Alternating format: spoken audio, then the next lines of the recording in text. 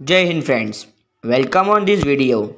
Today we will see question answer of class 12th English book Flamingo chapter 3 Deep Water. तो चलिए अब हम समझते हैं इसके सारे क्वेश्चन को एकदम आसानी से। यह है अंडरस्टैंडिंग द टेक्स्ट का पहला क्वेश्चन। देखते हैं क्या कहता है ये। How does Douglas make clear to the reader the sense of panic that gripped him as he almost drowned. जो डगलेस हैं, जो हमारे ऑथर हैं, वो रीडर को किस प्रकार से महसूस करवा देते हैं कि उनको वो घबराहट जो थी उसने किस प्रकार जकड़ रखा था। Describe the details that have made the description vivid, और हमें उसके बारे में सारी चीज़ें बतानी है। चलिए देखते हैं आंसर में इसका क्या आंसर निकलता है। Douglas takes us through his near death experience at the YMCA pool by detailing every little aspect associated to it. वह YMCA पुल में जो भी उनके साथ घटना होती है उसके बारे में हमें सारी डिटेल में जानकारी देते हैं। He details minutes of his emotional, mental and physical struggle with the paralysing fear of being drawn in the water. और वो हमें उनकी जो इमोशनल जो हेल्थ होती है, उनकी मेंटल हेल्थ होती है, उनकी फिजिकल हेल्थ, जिस प्रकार से उनके हाथ पाँव सारे पैरालाइज हो चुके होते हैं उसके बारे में भी बताते हैं। The first person narration of the incident also helps us to associate with his experience more deeply. Though he did not lose his wits initially, he panicked when his strategy didn't work. His feelings of suffocation, fear, and losing hold on sense perceptions make the readers experience what he does. जो उनको घबराहट होती है, उनकी अपने को ज़्यादा जानकारी नहीं, उनको घबराहट तब तक नहीं होती है जब वो नदी में पूल के अंदर उनको धक्का देता जाता है, फिर भी वो घबराते नहीं हैं क्योंकि वो एक स्ट्रेटजी सोच लेते हैं। लेकिन जब उनकी वो स्ट्रेटजी होती है वो फेल हो जाती है तो फिर उनको थोड़ी घबराहट महसूस होने लगती है। तो वही उसी के बारे में उसमें पूरा लिखा हुआ है, आप इसका स्क्रीनशॉट आसानी से ले सकते हैं। और वे हमें एहसास करवा देते हैं कि उनके साथ कैसी घटना हुई थी, हम रीडर्स को, है ना। इसका सेकंड क्वेश्चन है, how did Douglas overcome his fear of water. Douglas ने किस प्रकार अपने जो अपना पानी का जो डर था उसके ऊपर ओवरकम किया, किस प्रकार से उस पर जीत हासिल करी है। चले देखते हैं। At first he tried to overcome his fear of water on his own. सबसे पहले तो उन्होंने अपने वाटर के जो फियर था उसे खुद ही अलग करने की कोशिश करी। बट व्हेन दिस फेल्ड, लेकिन जब वो फेल हो गए, he got an instructor for himself who worked on Douglas fear very methodically. फिर उन्होंने एक इंस्ट्रक्टर की हेल्प ली जो उन्हें मेथोडिकली हेल्प करता था अपने फियर को ओवरकम करने में। With his help, Douglas began by learning to be at ease in water. फिर वो उनसे सीखकर वो पानी में वापस से तैरना सीखना चालू करते हैं। After this, he practiced inhaling in water to eliminate the fear of putting his head inside the water. फिर इंस्ट्रक्टर से ही वो सीखते हैं वाटर के अंदर इनहेल करना, एक्सहेल करना, फिर उसके अंदर अपना हेड रखना। He moved on to master individual steps of swimming, which were finally integrated into a complete experience of swimming. और फिर उनको स्विमिंग का सारा एक्सपीरियंस वापस से हो जाता है by his instructor, और इस इंस्ट्रक्टर के द्वारा। इसमें after about 6 months Douglas could not only swim well but was also free of his fear to great extent. और 6 महीने के बाद सिर्फ वो अपने डर को तैरना ही नहीं सीख जाते, अपने सारे डर को भूल चुके होते हैं। ये सारी हमने इसके डिटेल एक्सप्लेनेशन में देखा था। अगर आपने अभी तक वो वीडियो नहीं देखा है तो उसकी लिंक डिस्क्रिप्शन में मिल जाएगी, जाके पूरा चैप्टर आसानी से समझ लीजिएगा। ये पूरा क्वेश्चन का आंसर है, इसका आप स्क्रीनशॉट ले लीजिए। अब हम समझते हैं इसके नेक्स्ट क्वेश्चन को। ये जो क्वेश्चन है ये है थिंक एज यू रीड के, जो एक्स्ट्रा क्वेश्चन हैं कुछ आपकी किताब के बीच में दिए हुए हैं उसका। इसका फर्स्ट क्वेश्चन है, what is the miss adventure that William Douglas speaks about. वो मिस एडवेंचर क्या है जिसके बारे में विलियम डगलेस हमसे बात कर रहे हैं। मिस एडवेंचर का अर्थ होगा जो उनकी दुर्गति जो होती है उसके बारे में। चलिए इसका देखते हैं इसका answer. Douglas refers to the incident at the YMCA swimming pool where he almost drowned as a misadventure. वो मिस एडवेंचर के रूप में हमें बताते हैं उनके साथ जो YMCA पुल के अंदर जो घटना होती है उसके बारे में, जिसमें वे लगभग डूब ही चुके थे। The author was about 10 or 11 years old at the time and had barely begun to learn swimming. Author जो 10-11 साल के होते हैं जब वो स्विमिंग सीखना चालू करते हैं। Primarily by aping others as he was thrown suddenly into the water by someone, और कोई उन्हें आकर वाटर के अंदर फेंक देता है। And he couldn't swim, और वो तैर नहीं पाते हैं। He started drowning, वो डूबना शुरू हो जाते हैं। The struggle to come to surface and to avoid getting drowned left him with a deep fear of water, which deprived him from enjoying water related activities for many years. और उनको जब water में फेंक दिया जाता है तो उनको पानी से डर लगने लग जाता है, उस डर के कारण वो अपनी वाटर की सारी जो एक्टिविटी होती है, क्राउनिंग हो गया, फिशिंग हो गया, स्विमिंग हो गया, वो सारी चीज़ों को भूल जाते हैं। तो उसी के बारे में वो हमें एक मिस एडवेंचर के रूप में बताते हैं। इसका स्क्रीनशॉट ले लीजिएगा। अब हम देखते हैं इसका second question. What were the series of emotions and fears that Douglas experienced when he was thrown into the pool? जो उनके साथ किस प्रकार के इमोशन और किस प्रकार का डर था जब उनको पूल के अंदर फेंक दिया गया था। What plans did he make to come to the surface? और उन्होंने क्या प्लान बनाया था सरफेस के ऊपर आने का। चलिए देखते हैं इसका answer. The sudden realization of being thrown into the pool did not make him lose his wits immediately. उनको पूल में फेंकने का जब उनको अंदाजा होता है तो वो एकदम से घबराते नहीं हैं।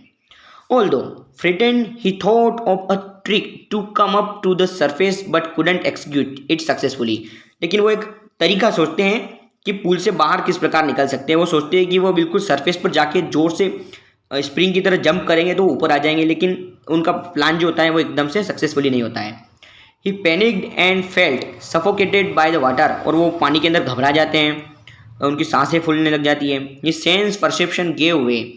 His heart pounded loudly. His limbs became paralyzed with fear. और उनके हाथ पांव कुछ काम नहीं करते हैं, उनके दिल की धड़कनें बहुत तेज़ चलती है। तो ये सारी उनके साथ चीज़ें होती हैं और उनका प्लान भी हमने समझ लिया है। तो आप इसका स्क्रीनशॉट ले लीजिए, पूरा कैसे ईजी है, समझ में आ जाएगा।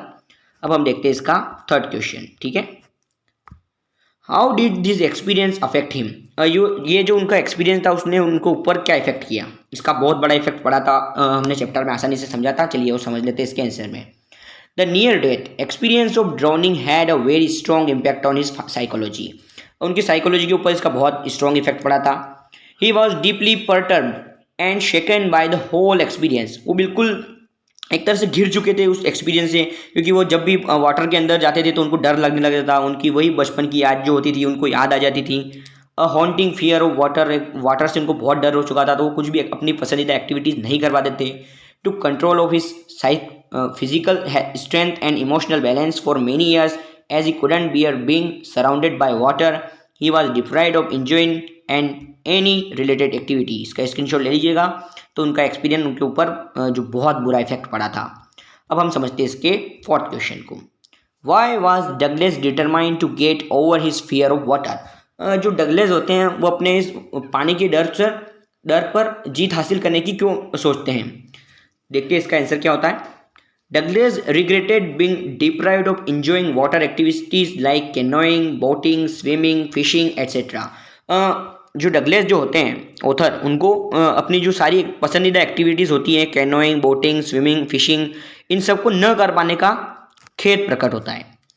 The wish to enjoy them and craving to regain his lost confidence while being in water. वो जब भी वाटर में जाते हैं तो उनका कॉन्फिडेंस बिल्कुल लो हो जाता है, तो उस कारण से वो किसी भी एक्टिविटी को नहीं कर पाते हैं। तो इसी कारण वो सोचते हैं कि वह इस अपने फियर ऑफ वाटर को डिटरमाइन करेंगे।